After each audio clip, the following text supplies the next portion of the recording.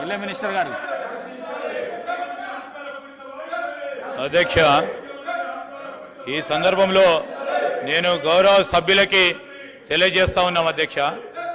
ఈరోజు రూల్స్ సంబంధించిన ఈరోజు ప్రత్యేకించి 316 కౌశిక్ రెడ్డి గారు whilst house is sitting, a member shall maintain silence when not speaking in the house, shall not obstruct proceedings, hiss or interrupt, or shall avoid making running commentaries when speeches are made in the house. Sir, shall not shout slogans in the house.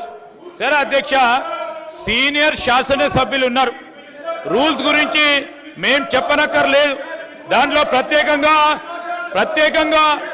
శాసనసభ వ్యవహారాలకు సంబంధించిన 10 సంవత్సరాల పాటు ఇద్దరు మంత్రులు కూడా ఉన్నారు. నేను వారి ద్వారా వారి సభ్యులను కూడా కోరుతా ఉన్నాం.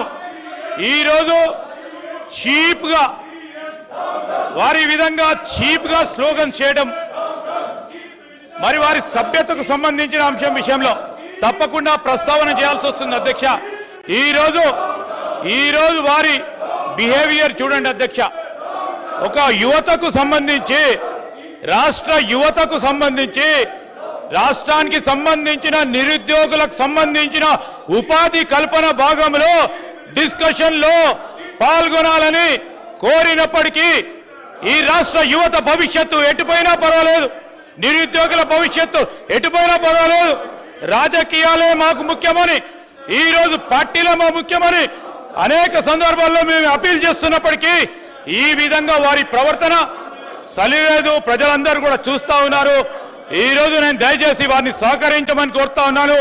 మీకు అవకాశం ఇచ్చినప్పుడు, స్పీకర్ గారు అవకాశం ఇచ్చినప్పుడు మాట్లాడడానికి అవకాశం ఉంటుంది కనుక నేను మరొకసారి వారిని కోరుతా ఉన్నాను. ఎంఐఎం సోదరులు వారు ఆలోచనలు ఇచ్చే ఆలోచన పొద్దున వేసి వచ్చినారు. ఇక్కడ గౌరవనీయులు బీజేపీ ఫ్లోర్ లీడర్ గారు మహేశ్వర్ రెడ్డి గారు ఈరోజు ఒక మంచి ఆలోచనతో కాంగ్రెస్ బీజేపీ ఐడియాలజికలీ ఈరోజు సిద్ధాంతపరంగా దూరంగా ఉన్నప్పటికీ రాష్ట్ర భవిష్యత్తు గురించి, రాష్ట్ర యువత భవిష్యత్తు గురించి వారు ఒక బాధ్యతగా వారి ఆలోచనలు చెప్పడం జరిగింది.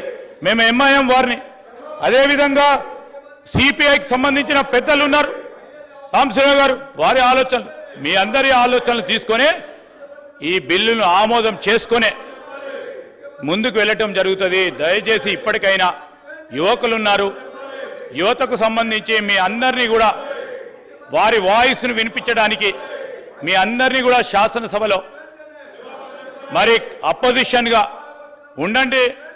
ఏదైనా కన్స్ట్రక్టివ్ క్రిటిసిజం చేయడానికి మీకు అందరికీ ఆస్కారం ఇస్తే, యువత స్లోగన్స్ ఇవ్వడానికి కాదు. ఈ శాసనసభలో యువత అనేది యువతకు నిజంగానే ఒక రిఫ్లెక్షన్గా ఉండే కార్యాచరణ తీసుకోవాలి.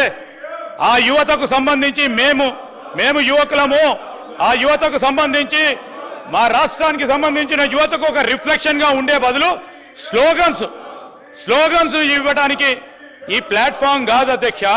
దయచేసి నా యువ మిత్రులందరినీ కూడా కోరుతా ఉన్నాను.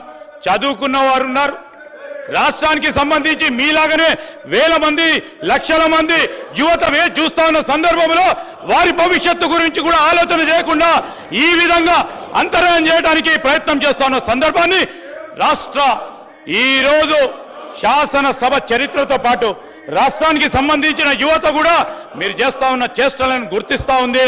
దయచేసి ఇప్పటికైనా అర్థం చేసుకొని మీరు